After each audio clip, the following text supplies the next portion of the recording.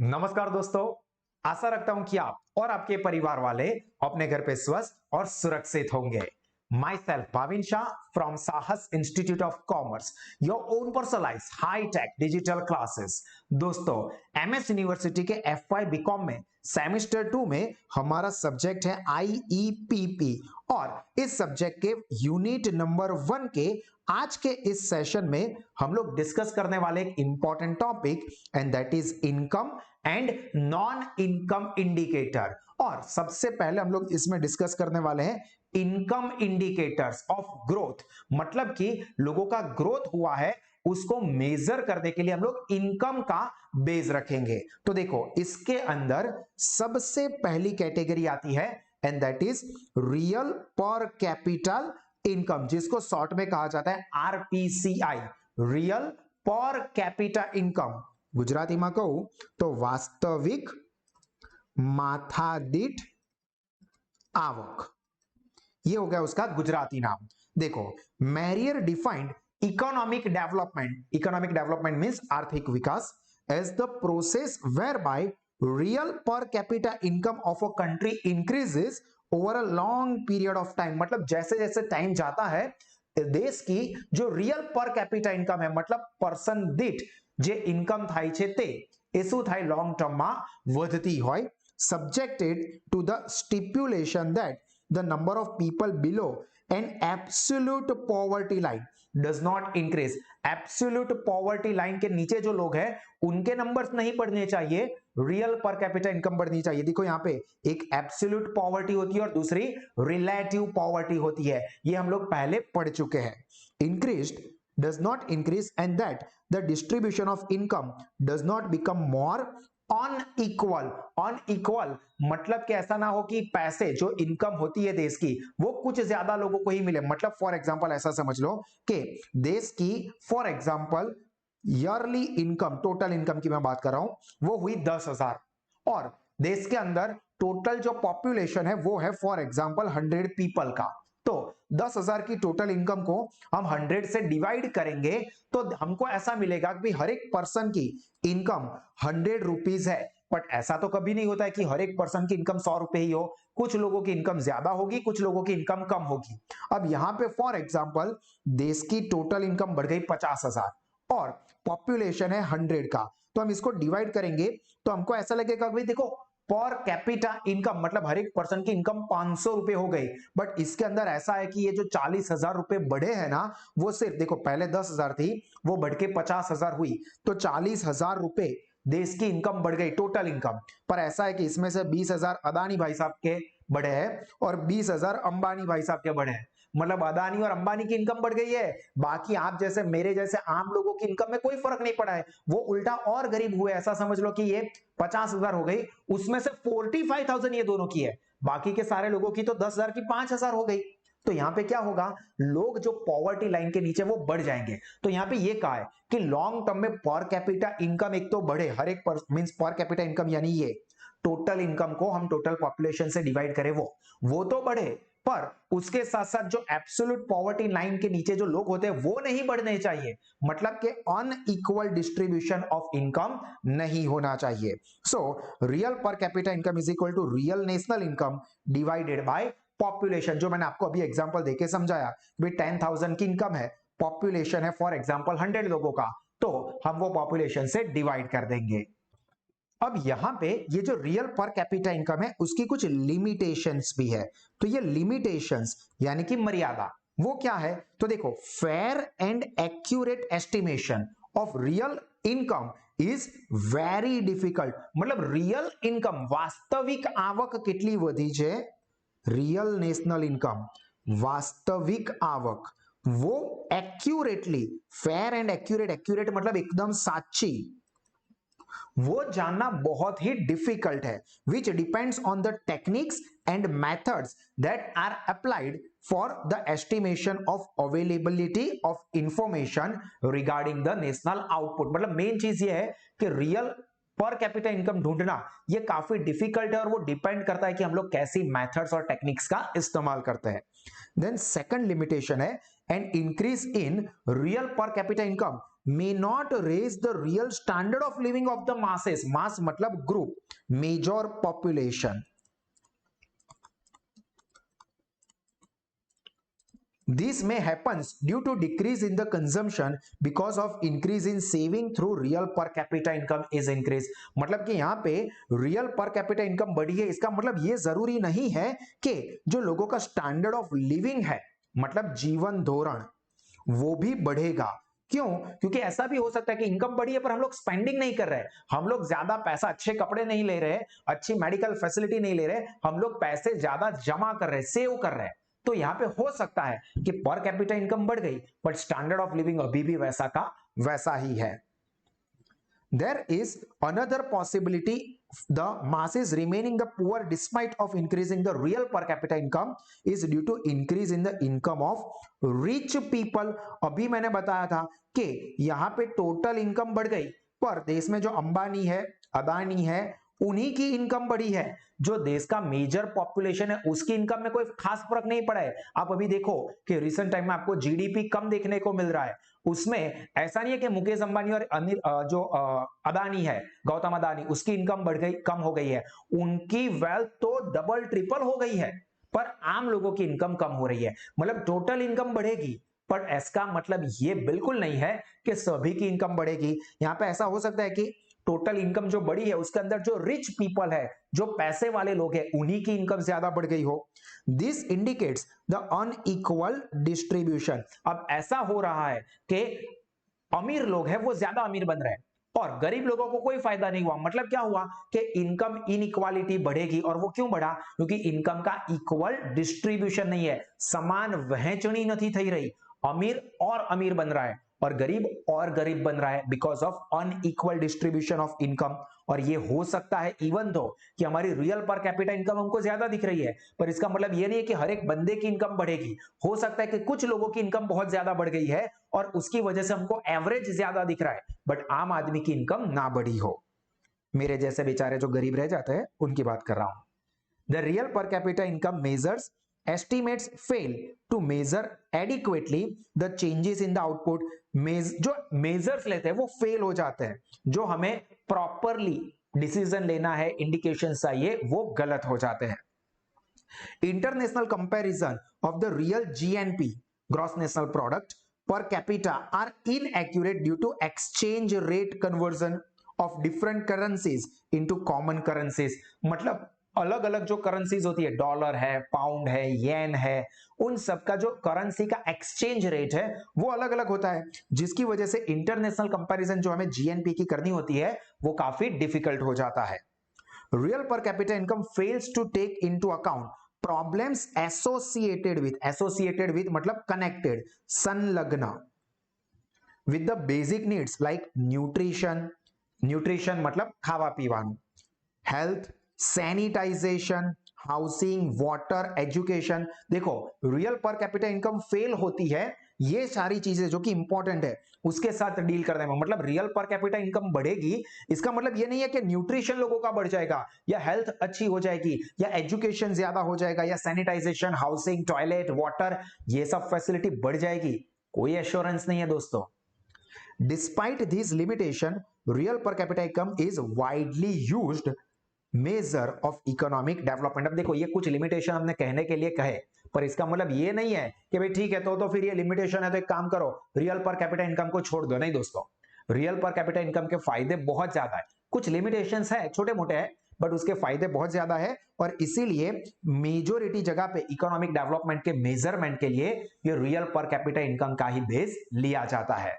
I hope कि यहां तक आपको समझ में आया होगा। अब हम आगे का टॉपिक बढ़े उससे पहले अगर आपको यह सेशन अच्छा लगा है तो आप इस वीडियो को जरूर से लाइक कर दे। आपके जो कोई भी फीडबैक है, ओपिनियन है हमारी teaching method related, teaching technology, explanation related, तो आप अपने फीडबैक हमें कमेंट सेक्शन में जरूर बताएं।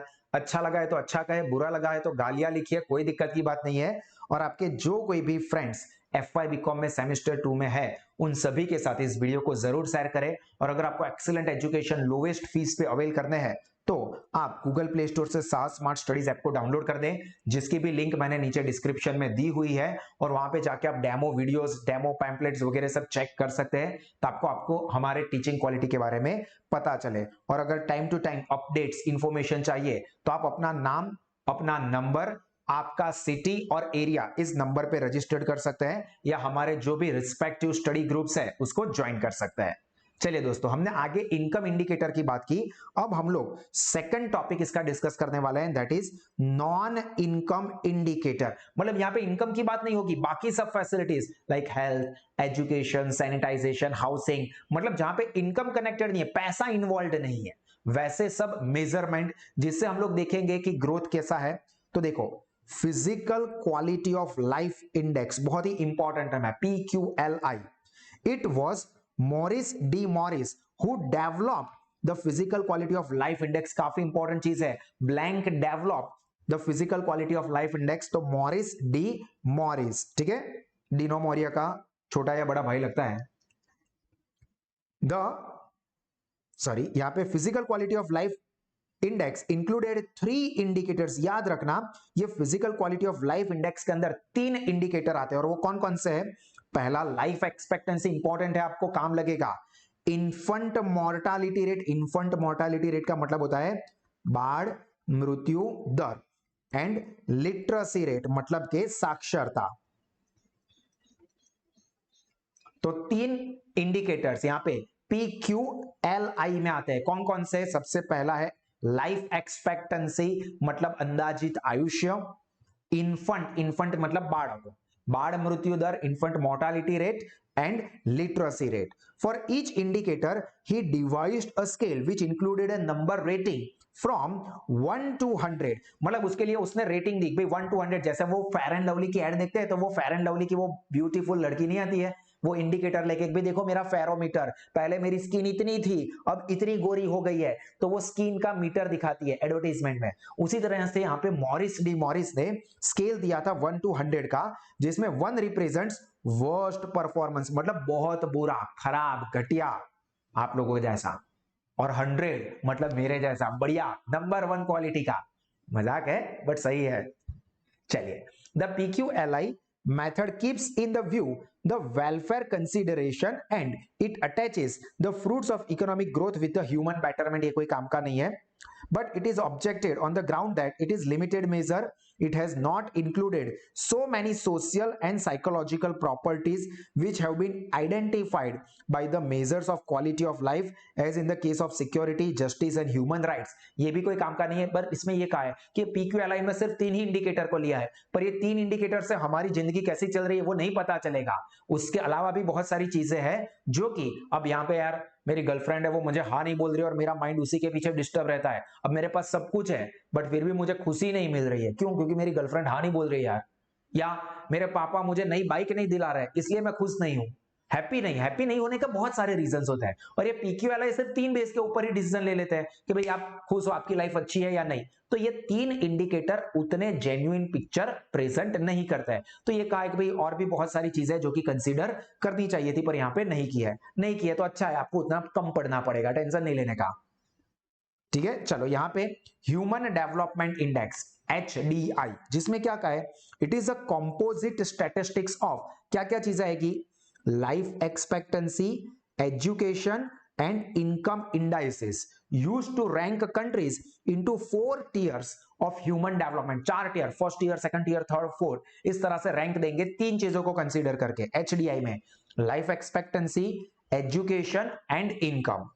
It was created by Indian economist Amartya Sen and Pakistani economist Mehboob Al Faqt है, हाँ, और कुछ मत बोल देना भाई, in 1990s and was published by United Nations Development Program। ये चीज आपको MCQ में काम लग सकती है कि HDI का कॉन्सेप्ट किसने डेवलप किया था। तो एक तो भाई हमारे हिंदुस्तानी है अमर्त्य सेन, और पाकिस्तानी हिंदू मुस्लिम, उस तरह से यहाँ पे अलग अलग जितने भी है उन सब लोगों ने अपना कंट्रीब्यूशन बहुत बढ़िया लेवल पे दिया था। बट फाइनली जिसका पॉइंट सबसे जेन्युइन था उसमें से 2 लोग आए गए थे, जिसमें से एक इंडियन थे अमर्त्य सेन और दूसरे थे पाकिस्तानी इकोनॉमिस्ट महबूब। अभी देखो It is composite index that measures the average achievement of country in 3 basic dimension. 3 category में देश ने कितना अचीवमेंट किया, कितना ग्रोथ हासिल किया वो। तो अब यहां पे हम लोग ये देखेंगे कि वो 3 चीजें कौन सी है, बट उससे पहले आप लोगों को सारे sessions important time to time update करते रहना है। तो फिर से एक बार बता दूं कि आप अपने नाम को इस नंबर पे व्हाट्सएप पे रजिस्टर्ड कर सकते हो, या तो फिर हमारे व्हाट्सएप ग्रुप को भी ज्वाइन कर सकते हो। ये पूरा सेशन रहेगा, सारी चीजें सबको पढ़ने को मिलेगी, ध्यान से देख लो। एक एचडीआई ओल्ड की अगर बात करें, ओल्ड मतलब पुराना, तो उसके अंदर कौन कौन सी चीजें आती थी? तो पहले आता था a long and healthy life as measured by life expectancy, जो पहला पॉइंट था। दूसरा literacy rate, knowledge as measured by adult literacy rate, जिसको 2/3 वेटेज दिया जाता था। Combined of primary secondary and tertiary enrolment ratio, मतलब कितने बच्चे प्राइमरी एजुकेशन लेते हैं, सेकेंडरी लेते हैं, हायर सेकेंडरी लेते हैं, वो सारी चीजों को कंसिडर किया जाता था।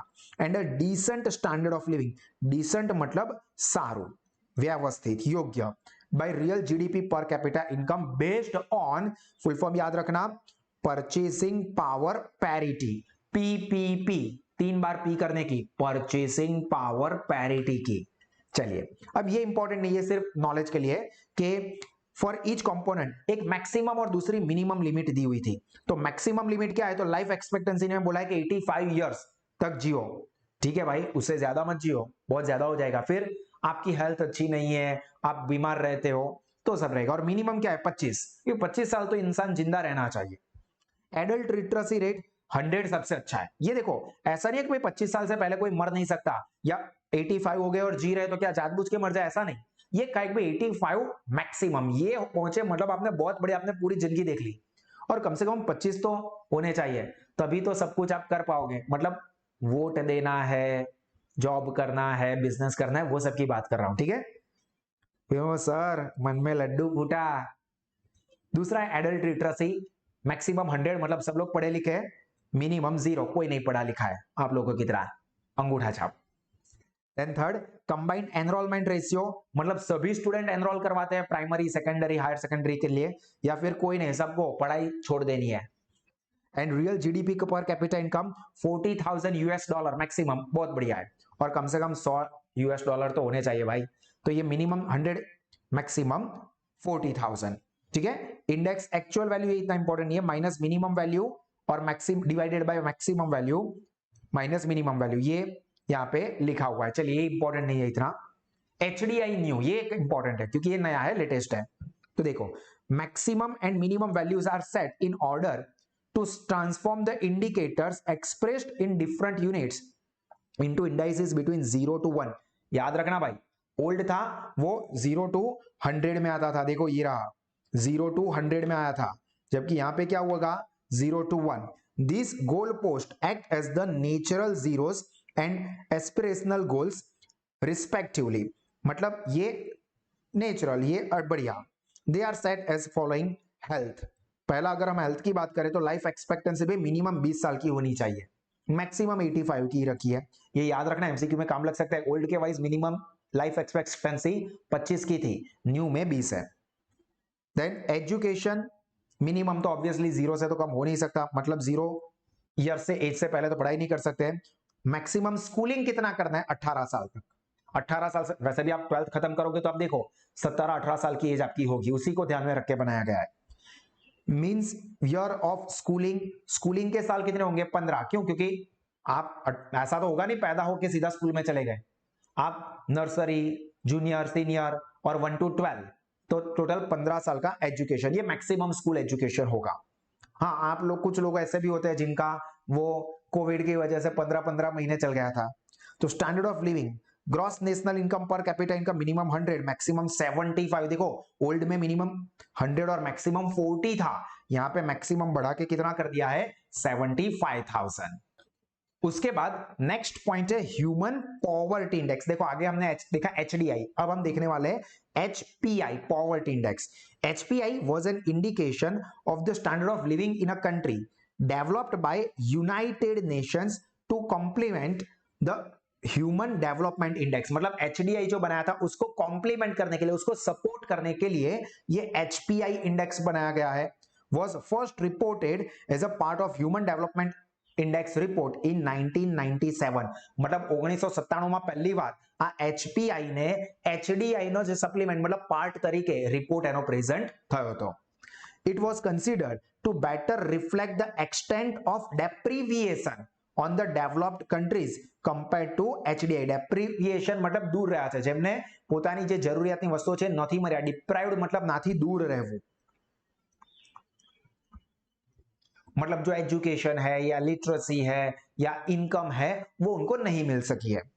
In 2010 it was supplemented by the UN's multi-dimensional poverty index. मतलब ये 2010 से ये HPI जो है वो किसके साथ प्रेजेंट होने लगा? UN का मल्टी डायमेंशनल पॉवर्टी इंडेक्स. तो ये याद रखना कि HPI ये एक अलग है और उसके साथ किसका कॉम्बिनेशन हुआ? MPI multi dimensional poverty index आगे आएगा. The HPI concentrates on the deprivation in the 3-dimension elements of human life already reflected in HDI. मतलब जो HDI में थी वही तीन चीजें कंसीडर होगी. एक लॉन्गेटिविटी एज की मतलब कितना ज्यादा जिएंगे, लॉन्गेटिविटी मतलब जीवन उम्र, नॉलेज मतलब education and decent standard of living मतलब जीवन धोरण. The HPI is deprived separately for developing countries. HPI -1 developing country के लिए HPI -1 and a group of selected high income countries. याद रखना हाई इनकम कंट्रीज जो है उनके लिए HPI -2 to better reflect the socio-economic differences and also widely different measures deprivation in two groups. So दो चीज आई याद रखना, HPI 1 HPI 2. अब देखो HPI 1 -1 नहीं HPI 1 तो a composite index measuring deprivation in 3 basic dimension captured in human development index. जो आगे भी देख लिया, a long and healthy life, knowledge means education and decent standard of living. ये चीजें कंसीडर करती है, तीन चीजें जो कि यहाँ पे बताई है वो. जबकि HPI 2 है वो क्या चीजें कंसीडर करेगा? तो कंपोजिट इंडेक्स मेजरिंग डेप्रिविएशन इन 4 बेसिक डायमेंशन. याद रखना एमसीक्यू में काम लगेगा. HPI 1 में 3 डायमेंशन, जो HDI में थे वही 3. HPI में एक एक्स्ट्रा हो रहा है, तो आपको इस तरह से भी एमसीक्यू आ सकता है, find out the odd one out. तो ये 4 दे दिए होंगे, 3 ऐसे होंगे कि जो HPI में आता है, HDI में आता है या HPI 1 में आता है. HPI 2 में कौन सी चीजें आती है? तो देख लो, captured in the human development index पहला a long and healthy life, knowledge, decent standard of living and also capturing social exclusion. ये एक एडिशनल बैरोमीटर है, पैरामीटर है जो कि HPI 2 में कंसीडर होता है. तो आपको ये याद रखना है कि 3 तो कॉमन है, लॉन्ग एंड हेल्थी लाइफ या लॉन्गेटिविटी कहे या लाइफ एक्सपेक्टेंसी कहे, तीनों में से कोई भी वर्ड आए मतलब सेम हुआ. नॉलेज कहे या एजुकेशन कहे मतलब सेम हुआ, या लिटरेसी कहे, 3 सेम हुए. डिसेंट स्टैंडर्ड ऑफ लिविंग ये 3 HDI में भी थे, HPI 1 में भी थे. HPI 2 में एक एडिशनल आया, सोशल एक्सक्लूजन. क्लियर? अब हम बात करेंगे जो अभी हमने बात की थी मल्टी डायमेंशनल पॉवर्टी इंडेक्स, उसकी MPI. तो MPI वाज डेवलप्ड इन 2010. वो अभी हमने आगे देखा कि 2010 में ये MPI के साथ HPI को कंसीडर किया था, Oxford poverty and human development initiative and United Nation development programme. Important नहीं है. It was replace the human poverty index आ गया था, HPI को रिमूव कर दिया और उसके जगह पे आ गया multi dimensional poverty index. Although deeply constrained by data limitation, MPI reveals a different pattern of poverty than income poverty as it illuminates a different set of डेप्रीविएशन. अब डेटा के प्रॉब्लम की वजह से ये जो MPI है ना वो बिल्कुल वही इंफॉर्मेशन नहीं दे पा रही है जो कि इनकम पॉवर्टी के थ्रू मिलती है. मतलब डेटा परफेक्ट सही नहीं मिलता है, एक्यूरेट नहीं मिलता है, सिर्फ जानकारी के लिए है. The index uses the same 3 dimension as used by HDI मतलब same health, education, standard of living. तो याद रखना MPI, HPI 1 और HDI तीनों में सेम पैरामीटर्स यूज होते हैं. अब यहाँ पे ये 3 चीजें जो आ गई है हमने वही देखा था. हेल्थ के अंदर क्या देखेंगे? Child mortality rate. Child mortality rate मतलब बाढ़ मृत्यु दर. न्यूट्रिशन मतलब पोषण. एजुकेशन सेकंड है एजुकेशन. एजुकेशन में ईयर्स ऑफ स्कूल मतलब कितना वर्ष स्कूल में बाળક ભણે છે. चिल्ड्रन एनरोलमेंट वो भी हमने आगे देखा, प्राइमरी सेकेंडरी हाई सेकेंडरी में कितने बच्चे एनरोल करते हैं. एंड थर्ड आता है लिविंग स्टैंडर्ड मतलब डिसेंट स्टैंडर्ड ऑफ लिविंग, जिसके अंदर कुकिंग फ्यूल किस तरह का यूज होता है, मतलब अभी भी वो हम लोग लकड़ी पे या कोयले पे खाना बनाते हैं या हमको गैस सिलेंडर मिला हुआ है। टॉयलेट, कितने लोगों के घर में टॉयलेट फैसिलिटी अवेलेबल है। भारत देश में हम शहर में रहते हैं या अच्छे गांव में है तो वहां पे टॉयलेट है, बाकी बहुत सारी जगह पे टॉयलेट फैसिलिटी उतनी अच्छी नहीं है। उसके ऊपर पूरा एक मूवी टॉयलेट बन चुका है अक्षय कुमार वाला। वाटर, वाटर मतलब यहाँ पे पोर्टेबल वाटर, पोर्टेबल वाटर का मतलब होता है पीवा लायक, मतलब पीने लायक पानी मिलता हो। इलेक्ट्रिसिटी, फ्लोर, फ्लोर मतलब स्पेस, કેટલી જગ્યામાં કેટલા લોકો રહે છે, मतलब पॉपुलेशन डेंसिटी एंड असेट्स, ये सारी चीजें स्टैंडर्ड ऑफ लिविंग में कवर होती है। तो ये चीज इतनी इंपॉर्टेंट नहीं है, पर देख लो ऑलरेडी आगे आ चुका है।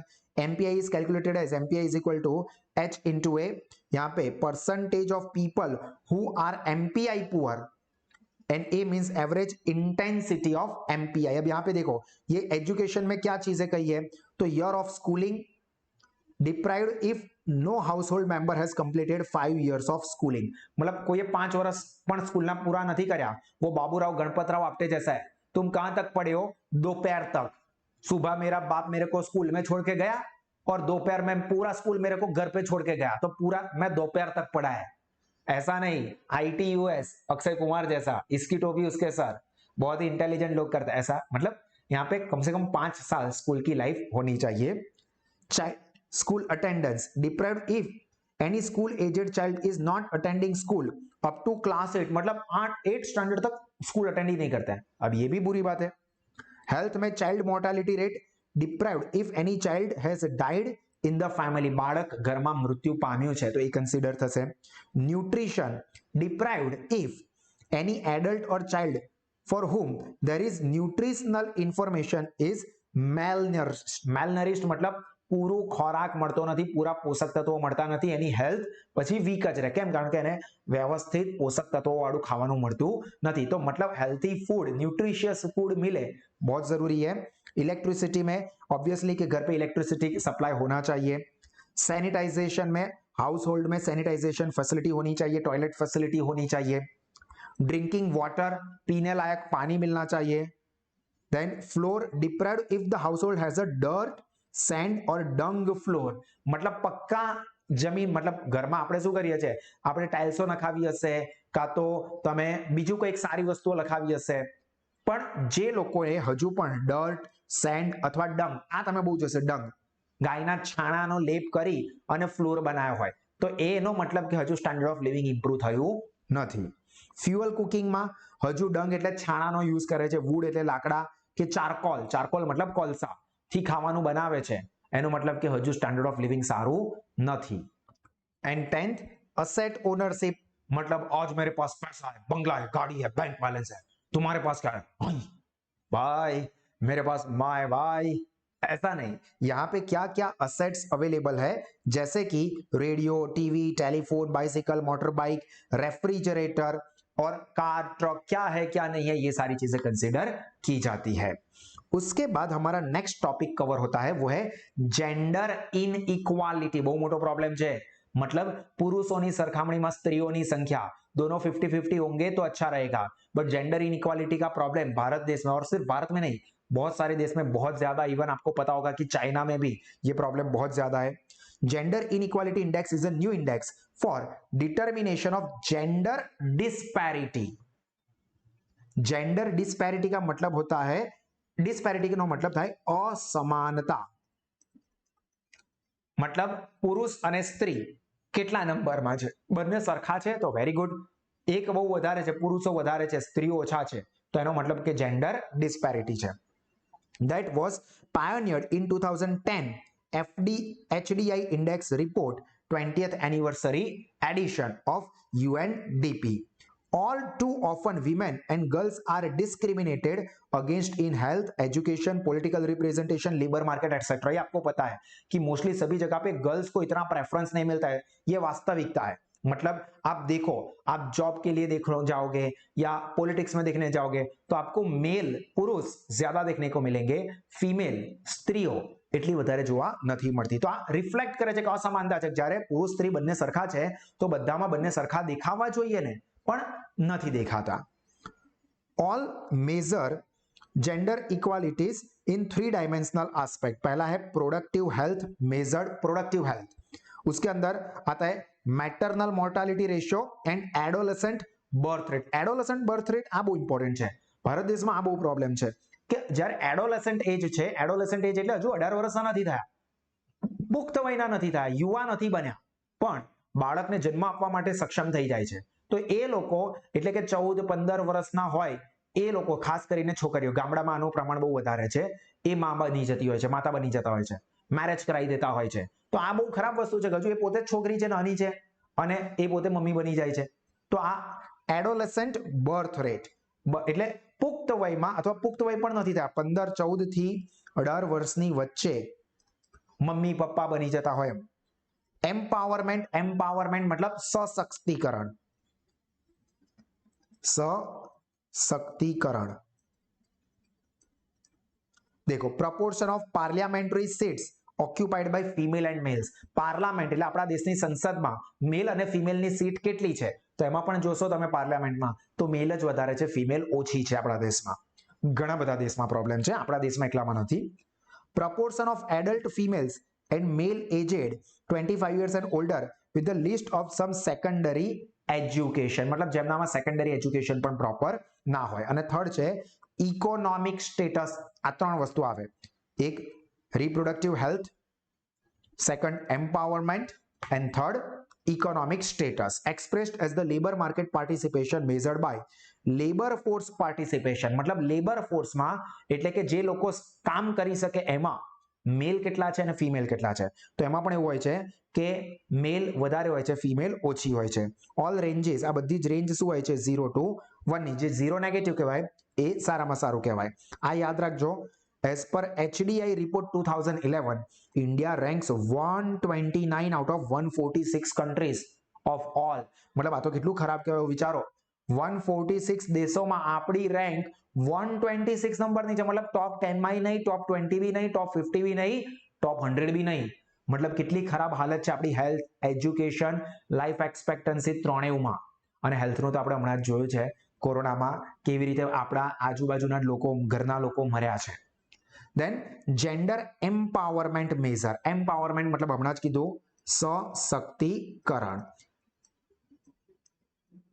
આગળ આવી જ ગયું છે એટલે થોડુંક સ્પીડમાં લઈ લઈશું. In 1995 the UNDP introduces 2 new indicators.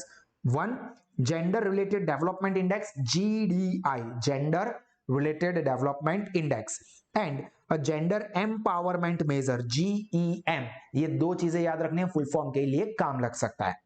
The GEM is measure of inequalities between men's and women's opportunities in the country. मतलब દેશમાં પુરુષ અને સ્ત્રીઓને કેટલી તક મળે છે. પુરુષોને વધારે તક મળે છે, સ્ત્રીઓને વધારે તક મળે છે, બધાને સરખી તક મળે છે. આપણા દેશની સિચ્યુએશન એવી છે કે પુરુષોને વધારે તક મળતી હોય છે, સ્ત્રીઓને કમ્પેરેટિવલી ઓછી તક મળતી હોય છે. આ વાસ્તવિકતા છે. અને જેમને તક મળતી હોય છે, પુરુષ હોય કે સ્ત્રી હોય, એ લોકો પોતાની તકનો ફાયદો નથી ઉઠાવતા. ઇન કંપનીઝ ઇનઇક્વાલિટીઝ, હા, તકનો ફાયદો ઉઠાવવા માટે એક વસ્તુ તમને કહી રાખું દોસ્તો. SY बीकॉम सेमेस्टर 4 साल स्मार्ट स्टडीज ऐप पे सिर्फ और सिर्फ 4000 रुपीज में ही मिलने वाला है. तो इस अपॉर्चुनिटी का बेनिफिट ले लेना. છોકરા હોય કે છોકરીઓ બધા માટે સમાન તક છે. પછી તમે આ તકનો ફાયદો ના ઉઠાવો અને મોંઘી મોંઘી ફીસ ભરી અને ક્વોલિટી એજ્યુકેશન પણ ના મળે, ફસાઈ જાઓ, તો પછી તમારો પ્રોબ્લેમ કહેવાય. તો લોએસ્ટ ફીસ પર બેસ્ટ એજ્યુકેશનને બને એટલું જલ્દી અવેલ કરી લેજો. Political participation and decision making જે હમણાં જોઈ લીધું કે આપણા પાર્લામેન્ટમાં પુરુષ અને સ્ત્રીનું શું રેશિયો છે. Economic participation and decision making મતલબ ફિમેલ એન્ડ મેલનો share of position as legislator એટલે કાયદો બનાવવા, MLA, MP એ બધા. સિનિયર ઓફિશિયલ્સ ઓર મેનેજર્સ એમાં કેટલા પુરુષ ને કેટલા સ્ત્રીઓ હોય છે. Female and male share of professional and technical position, chartered accountant, company secretaries, engineers, એ પોસ્ટ પર કેટલા પુરુષો હોય છે, કેટલી સ્ત્રીઓ હોય છે. પાવર ઓવર ઇકોનોમિક રિસોર્સિસ, જે ઇકોનોમિક રિસોર્સિસ છે, આર્થિક સ્ત્રોત છે, એની ઉપર કોનો કમાન્ડ પાવર વધારે હોય છે, ફિમેલ કે મેલ, કોણ વધારે યુઝ કરી શકે છે, કોણ વધારે ઓન કરે છે. ઓબ્વિયસલી આપણા દેશમાં પુરુષ પાસે ગયું છે. આ વસ્તુ સારી ના કહેવાય, પણ જે વાસ્તવિકતા છે ડેટા તમને કહું છું. ધ GDI, હમણાં જો gender development index measures gender gap in the human development achievements by accounting for disparities between women and men. પુરુષ અને સ્ત્રીમાં કેટલી ડિસ્પેરિટી, કેટલી અસમાનતા છે ઇન 3 બેઝિક ડાયમેન્શન. આ અસમાનતાને 3 ડાયમેન્શનમાં ચેક થશે. એક હેલ્થમાં, એમાં લાઈફ એક્સપેક્ટન્સી પુરુષની કેટલી હોય છે, સ્ત્રીઓની કેટલી હોય છે. આમાં નો ડાઉટ સ્ત્રીઓની લાઈફ વધારે હોય છે. હા, જે ચાઇલ્ડ મોર્ટાલિટી હોય છે એમાં સ્ત્રીઓ વધારે હોય છે. આપણા દેશમાં એવું છે કે ભાઈ છોકરી નહીં છોકરો જોઈએ, આવા એક્સપેક્ટેશનના કારણે જે ભ્રૂણ હત્યા છે એ બધું ને બધા બહુ વધારે કેસ હોય છે. તમે ભણેલા છો. नॉलेज और स्टैंडर्ड ऑफ लिविंग, ये 3 चीजों में हम लोग यहाँ पे मैन और वीमेन के अंदर क्या डिस्पैरिटी है वो चेक करते हैं और ये इसी चीज को कंपेयर करता है. तो ये इतना इंपॉर्टेंट नहीं, आप चाहो तो पॉज करके पढ़ सकते हो. Then role of gender index in economic development. अब देखो ये जो डिस्पैरिटी है मेल और फीमेल के बीच में, वो इकोनॉमिक डेवलपमेंट में किस तरह से हेल्प करता है या रोल प्ले करता है. तो देखो रूलिंग आउट ऑन एम्प्लॉयमेंट. अब यहाँ पे इतना सारा डिटेल में जाने की जरूरत नहीं है, आपको एमसीक्यू के एंगल से मेन टाइटल्स याद रहने चाहिए, जो कि क्या है, रोल ऑफ जेंडर इनइक्वालिटीज. तो ये रूलिंग आउट मतलब रिमूव ऑन एम्प्लॉयमेंट. अब ये जितना डिस्पैरिटी मेल और फीमेल के बीच में कम होगा उतना ही यहाँ पे जो अनएम्प्लॉयमेंट बेरोजगारी છે એટલી વધારે દૂર થશે અને વધારે લોકોને રોજગાર મળશે. ऑब्वियसली एम्प्लॉयमेंट मिलेगी, इनकम बढ़ेगी, standard of living, education, health, ये सारी चीजें जो कि एचडीआई में कंसीडर होती है, सारी चीजें बढ़ेगी. ब्रिंग्स आउट इक्वालिटी, समानता. ऑब्वियस है कि हम लोग इनइक्वालिटी दूर करेंगे तो पुरुष, समानता कोनी वच्चे, पुरुष स्त्री, એ લોકોને જે ઓપોર્ચ્યુનિટી મળે છે ગ્રોથ કરવાનો જે છે એમાં શું થશે, સમાનતા વધારે આવશે. Promote overall development of society. એવું કહે છે એક છોકરી ભણશે તો આખો પરિવાર શિક્ષિત થઈ જશે. मतलब कि जो ओवरऑल सोसाइटी है वो डेवलप होगी अगर, ऐसा नहीं है कि सिर्फ लड़कियों को ही पढ़ना है, दोनों को पढ़ना है. यहाँ पे गर्ल्स का रेशियो कम है तो वो बढ़ाना है, और अगर ये बढ़ेगा तो जो सोसाइटी का डेवलपमेंट है वो बढ़िया लेवल पे हो पाएगा. क्यों? क्योंकि देखो नॉर्मली हमारे देश में और पूरी दुनिया में क्या कल्चर है कि बच्चों को बड़ा कौन करती है, मम्मी. अब मम्मी ज्यादा पढ़ी लिखी होगी, मतलब स्त्री વધારે ભણેલી ગણેલી હશે, સ્ત્રી એક્ટિવ હશે, કામ કરતી હશે, તો એ પોતાના બાળકોને પણ એટલું જ વધારે સારી રીતે શિક્ષણ આપી શકશે, તૈયાર કરી શકશે અને ઓવરઓલ સોસાયટીનું ડેવલપમેન્ટ થશે. એટલે મારું ખાસ આગ્રહ છે બધી જ ગર્લ્સ માટે કે ખાસ ભણવું જ જોઈએ, સરસ ભણવું જોઈએ અને એક્ટિવલી વર્ક પણ કરવું જોઈએ. અને જે છોકરાઓ જોઈ રહ્યા છે એમની પણ બહેન હોય, ગર્લફ્રેન્ડ હોય, વાઇફ બને ફ્યુચરમાં, બધાને તમારે આ બધામાં ગ્રોથ એક સાથે બધાએ કરવાનો છે. તો ઓવરઓલ ડેવલપમેન્ટ આપણા દેશનું, તમારા ઘરનું, સમાજનું, સોસાયટીનું થશે જ. More measures to get rid of poverty. मतलब सिर्फ एक दो मेजर नहीं, बहुत सारे मेजर्स कंसीडर किए जाएंगे. Read of poverty, read of poverty એટલે ગરીબી दूर करवी. रीड ऑफ नो मतलब था टू गेट रीड ऑफ, मतलब दूर था. तो यहां पे क्या होगा कि ये जितनी इनइक्वालिटीज कम होगी उतना ही गरीबी ज्यादा जल्दी से दूर हो जाएगी, रिमूव हो जाएगी. आप ये कह सकते हो remove poverty. Then measures to higher productivity. उत्पादन क्षमता, प्रोडक्टिविटी नो मतलब शू, એ શું થઈ જશે, વધી જશે. An essential part of human development index, ये बहुत जरूरी है. मतलब फॉर एग्जांपल यहाँ पे मैं आपको पढ़ा रहा हूँ, भाविन सर या साहस इंस्टीट्यूट के टीचर्स आपको पढ़ाते हैं, तो भाविन सर की प्रोडक्टिविटी कैसी है, मतलब मैं आपको पढ़ाता हूँ तो क्या एनर्जी से पढ़ाता हूँ, हाँ तबियत नहीं बराबर, आज नहीं बोला है, घुटनों में दर्द है, मैं नहीं खड़ा हो पाऊंगा. क्या भाविन सर पढ़ाते हैं तो मतलब फुल ऑन एनर्जी से, मतलब मजा के साथ बहुत सारा नॉलेज देके पढ़ाते हैं, तो आप लोगों को भी मजा आएगा. तो ये प्रोडक्टिविटी बहुत इंपैक्ट करती है. तो जितनी भी इनइक्वालिटीज है, प्रॉब्लम्स है, वो सब दूर होंगे, उतनी ही जो प्रोडक्टिविटी है वो क्या होती जाएगी, बढ़ती जाएगी. और जो अनयूज्ड रिसोर्सेस है ह्यूमन में, स्पेशली वीमेन जो वर्कफोर्स में उतना नहीं आते हैं, तो उनको क्या हो जाएगा, वीमेन टैलेंट का भी इस्तेमाल हम लोग कर सकते हैं और यहाँ पे प्रोडक्टिविटी को बढ़ा सकते हैं.